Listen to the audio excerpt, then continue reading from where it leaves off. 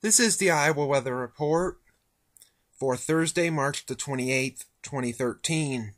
Now our first look at the 0Z GFS Model Run.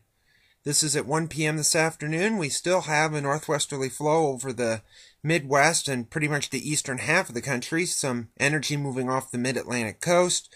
And with the northwesterly flow, that keeps us dry and that keeps us cool today, but not as cool as the last several days. Highs likely into the 40s to lower 50s with partly to mostly sunny skies around. Friday will still be partly to mostly sunny with highs mainly into the 50s, maybe upper 40s in the northern and eastern counties of the state, with still mainly partly to mostly sunny skies. However, Friday night into Saturday, we could see some rainfall, maybe a rumble of thunder possible with a frontal system moving in from the north and west. Temperatures may be a little bit cooler, 40s to maybe lower to middle 50s across the state for Saturday, but not very pleasant. And Sunday, Easter Sunday, not very pleasant at all. Cold north wind, temperatures will be probably steady or slowly falling during the day, clouds around. 40s, maybe wind chills in the 30s, and that even stays into Monday with the high pressure coming into the Dakotas. It's going to be raw, probably in the 40s, maybe upper 30s, could even be colder than that. Rain to our south, though. That pushes all the way to the Gulf Coast with the frontal system, high pressure near Topeka or Kansas City. So some calm or somewhat calm winds Tuesday morning could bring lows down into the 20s, maybe the upper teens. Wednesday it starts to warm up as winds turn southwesterly, so temperatures back into the 40s, maybe the low to mid 50s in the southwestern counties of the state. One good thing, there won't be snow on the ground, so that is somewhat helpful.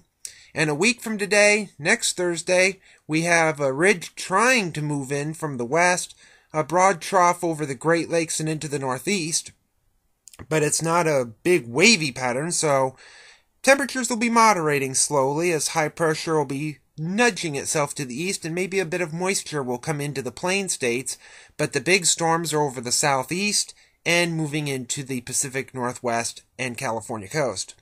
A couple days after that, on April the 8th, we have a trough moving into the west and a ridge over the south and east. A southwesterly flow aloft around here means the weather looks to be maybe a bit more active around here, and there could be some rain around, and it will be rain, the 540 line, way to our north. So this would be rain, maybe a rumble of thunder, but the low being in Texas, the Texas Panhandle, severe weather doesn't look very likely.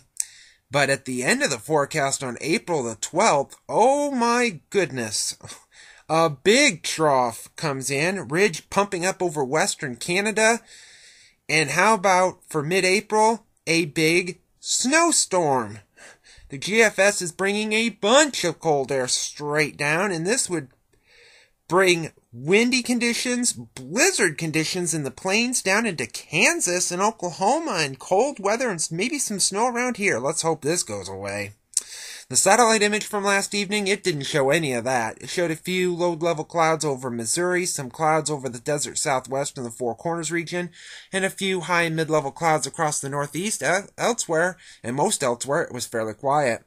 The watch warning map from last evening shows how quiet it is. Frost and freeze advisories continue over Mississippi, Alabama, Tennessee, Georgia, the Carolinas, down into Florida, and elsewhere, we just can't find anything. It's just too darn quiet.